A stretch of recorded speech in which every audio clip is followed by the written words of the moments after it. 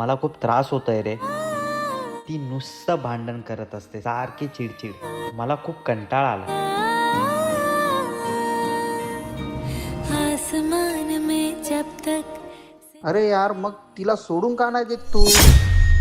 मोकळा हो एकदाचा माझ्यासारखा.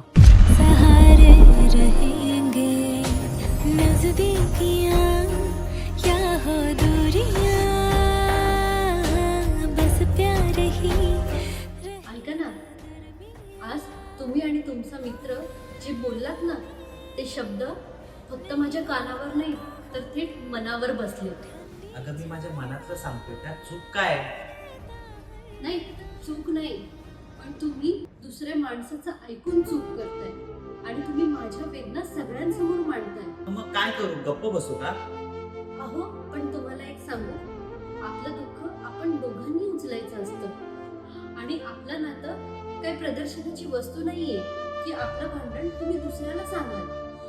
पण मला सांग, तुला एवढं का लागतंय? हो, कारण मी फक्त तुमची बायको नाहीये, मी तुमचं घर आहे आणि घरातलं दुःख बाहेर गेलं की तुम्हाला माहिती ते कधीच परत पूर्वीसारखं राहत नाही. बरं ऐका, मी तुम्हाला एक उदाहरण देते.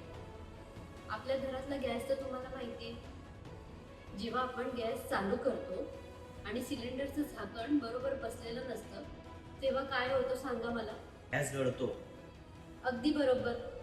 आणि मग मला सांगा, तो गॅस गळत राहिला तर? स्फोट पण होऊ शकतो, घर जळू शकतं. आपलं भांडण सुद्धा तसंच आहे.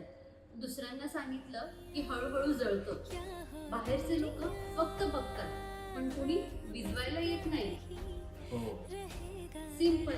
भांडायचं पण एकमेकांशी, रडायचं पण एकमेकांसमोर. कारण जर नातं तुटलं ना तर ते जुळवायला कुणीच येत नाही.